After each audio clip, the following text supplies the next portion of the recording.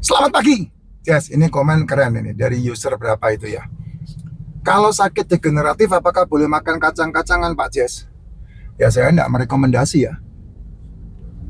Sakit degeneratif itu gegarannya adalah selmu gagal meregenerasi. Ya, karena selnya gagal meregenerasi, makanya selnya rusak. Nah, sel yang rusak karena gagal meregenerasi, maka terjadilah yang namanya degeneratif. Ya, karena selnya gagal meregenerasi. Kenapa sel gagal meregenerasi? Ya karena asupan mikronutrisi, makronutrisinya tidak sesuai dengan yang dibutuhkan sel. Gitu. Itu problemnya di situ, Pak. Nah, untuk memperbaiki masalah-masalah degeneratif, ya mau tidak mau, karena sumber masalah degeneratif itu adalah gula. Apa itu gula? Nasi itu gula. Apa itu gula? Tepung itu gula. Apa itu gula? Jajanan, kue-kuean itu gula. Apa itu gula? Cemilan itu gula. Apa itu gula? Gorengan itu gula. Semua makanan yang digoreng itu gula. Apalagi kalau sudah menjadi keripik, itu berbahaya sekali. Karena gulanya bisa 1000 kali lipat ketika sudah digoreng menjadi keripik. Tempe tahu digoreng itu termasuk. Makanya saya menyarankan selalu kalau kamu makan tempe tahu digoreng, itu dimakannya digado, tidak menggunakan nasi. Apalagi dicampur dengan tepung. Nah, itu gulanya 350 kali tuh. Ya, itulah penyebab-penyebab masalah degeneratif. Nah, untuk menghindari itu kan mau tidak mau dihilangkan dulu penyebabnya, disingkirkan dulu penyebabnya. Nah, kalau penyebabnya disingkirkan kan selmu akan memperbaiki dirinya. Kenapa? Dan bagaimana? Karena dengan cara seperti itu, sel akan memakan sel yang lain. Karena selnya tidak mendapatkan asupan dari gula-gulaan itu, makanya selnya rusak kan. Nah, sel yang kuat memakan sel yang rusak itu. Nah, caranya ya mau tidak mau ya stop makan. Yang paling gampang seperti yang saya sarankan, kamu tidak makan dalam waktu 16 sampai 18 jam, itu membantu proses regenerasi sel dengan baik. Ya, itu caranya seperti itu. Makanya dalam dunia medis, dalam dunia kesehatan, itu disebut sebagai autophagy, di mana sel memakan sel. Sel yang ada di tubuhmu ini kan aktif atau hebat. Di dalam tubuh juga ada kemampuan tubuh menyembuhkan dirinya sendiri. Namanya salutogenesis. Nah, kalau kamu ngerti rahasia-rahasia ini kan sebetulnya gampang banget memperbaiki fungsi tubuh, itu gampang banget gitu.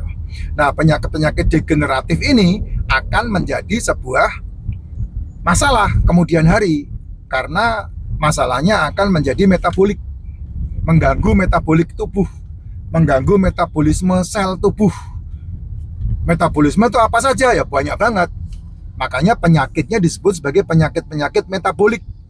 Kayak masalah gula darah, masalah ginjal, masalah jantung, masalah darah tinggi. Ya itu semua penyakit-penyakit metabolik gitu, yang diawali dari masalah degeneratif. Nah, kalau ini dibiarkan, maka akan membentuk penyakit yang namanya komplikasi. Gitu. Kenapa? Ya karena penanganannya tidak sesuai dengan yang diinginkan tubuh. Tubuh menginginkan perubahan dari asupan yang dibutuhkan olehnya, tapi kita memberikan asupan yang berbeda. Karena kalau kamu menjadikan tubuhmu ini mobil, maka kamu akan ketemu bengkel kan. Kalau ketemu bengkel kan dilihat apa yang terjadi. Contohnya mobilmu bermasalah di gardan, maka yang dibetulin gardannya. Kalau mobilmu bermasalah dengan oli, maka yang dibetulin olinya. Kalau mobilmu bermasalah dengan ban, yang dibenerin bannya. Kalau mobilmu bermasalah dengan rem, yang dibetulin remnya, gitu kan. Nah, itulah sebabnya kalau orang-orang yang bermasalah dengan tubuhnya dan itu adalah penyakit metabolik, maka tidak bisa kamu bawa ke bengkel. Ya, karena ketika kamu bawa ke bengkel pasti akan kena imbas yang lain. Contoh, kamu bermasalah dengan gula darah, kamu bawa ke bengkel, maka kamu dikasih obat yang namanya Formin. Ya, ketika diformin, apakah itu akan menurunkan gula darah? Tidak. Kamu akan kena masalah dengan lambungmu, maka ditambah lagi bengkel kasih yang namanya berhubungan dengan itu lambung itu, prasol gitu. Nah, dikasih perasol-perasol apakah membantu? Maka akan nambah lagi, nanti terjadi masalah kebas-kebas. Kok bisa terjadi begitu, Pak? Ya karena tubuhmu itu bukan mobil. Tubuhmu itu adalah satu kesatuan utuh yang harus diperbaiki melalui fungsi selnya. Nah, fungsi sel itu dimulai dari mana? Nih, mulut, tenggorokan, sampai ke ujung pembuangan. Ya, dari tenggorokan sampai ke esofagus, sampai ke lambung, sampai ke usus, sampai ke anus. Itulah permulaan dari masalah yang membentuk di mana tubuhmu mengalami masalah yang namanya degeneratif. Gitu. Makanya yang diperbaiki apa? Yang diperbaiki asupannya.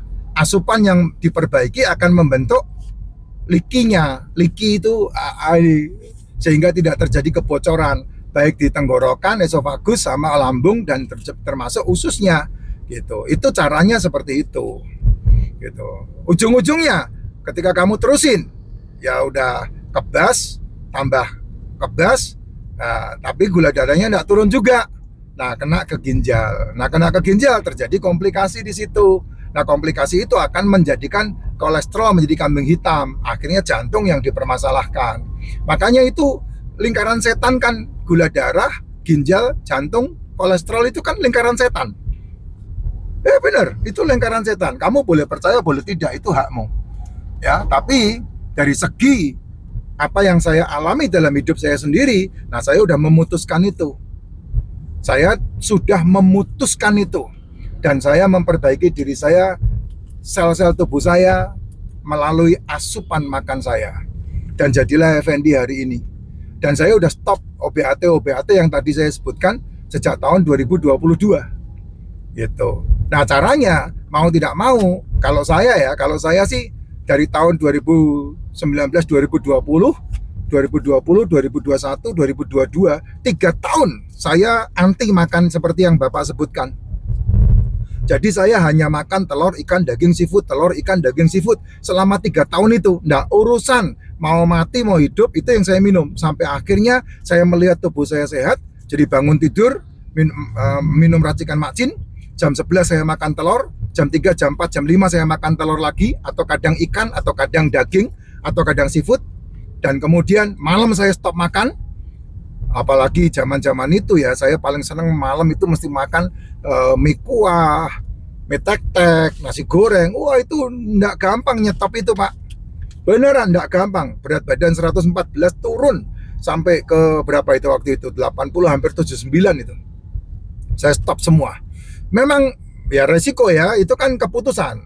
Kalau kamu mau memutuskan ya silahkan, kalau enggak kan itu milikmu sendiri, punyamu sendiri. Saya enggak ikut campur, tapi saya memutuskan itu.